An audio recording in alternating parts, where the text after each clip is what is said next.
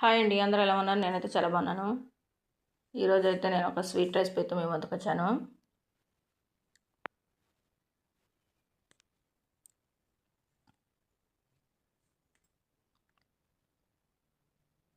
అవి ఏంటా అనుకుంటున్నారా?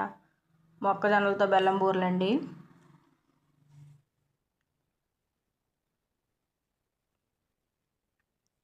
పొట్టు అయితే తీసేసి ఇలా పెట్టాను. ఇంక ఇప్పుడు వీటిని అయితే మనం పులుసుకొని మిక్సీ ఆడుకుందాం.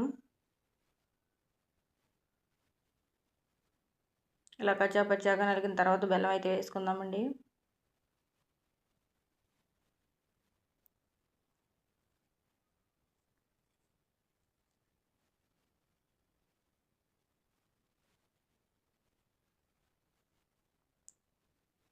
గ్రైండ్ చేశాను.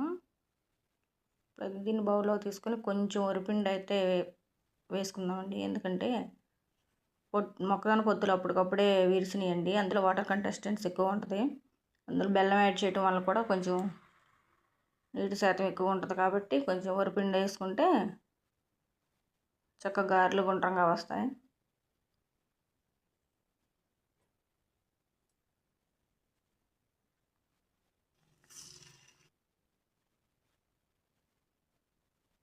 చూస్తున్నారు కదా, చక్కగా ఎర్రగా వేగి ఎంత క్రిస్పీగా లోన మెత్తగా ఉన్నాయో. మీకు కూడా తెలుసుంటే కామెంట్ చేయండి.